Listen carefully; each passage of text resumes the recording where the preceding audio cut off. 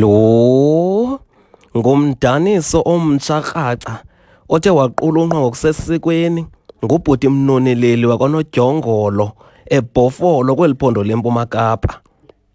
Siye samgxeka kakhulu ubhuti Mnoneleli ngomgqibelo, sathi yindoda singayazi ukuba ushicilelo lwakhe liyakuthi tshitshili kumaqongo nxibelelwano. Sithetha nje wonke umntu kwelizwe loMzantsi Afrika nkalo zonke, koongcobo, kooGqeberha, koomtubatuba, koothongathi, koomlazi, koomnambithi, kooPietermaritzburg, ndibala ntoni na? Wonke umntu uthi solala phi kwa kuthiwa kufunwa nje into enye emntwini, isifonyo somntu asibeke emehlweni, emveni koko anxibe ii-dim eyes ngaphezulu. Ayizo-dimas kuthiwa zii-dim eyes, ifana nabo ufike besitumata soyiso, ayotumata so kuthiwa Timothy so he saw, he yelled at the man.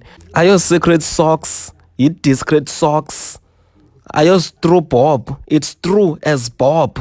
Kuthiwa ke abantu bangakulinge babe nemisteyikhi, umntu afake ii-dim eyes zakhe alandele ekhondweni likabhuti Mnoneleli.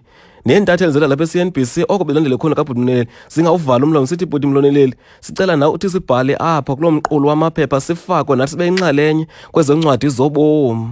Sithetha nje ubhuti Mnoneleli uyakunqanda ziinkwenkwezi. Setrenda ngoku abantu oko bejonge kuyo mgqibelo wonke.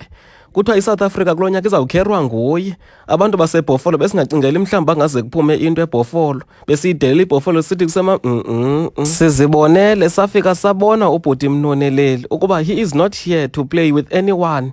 Uzoshonqisa, uzokumosha.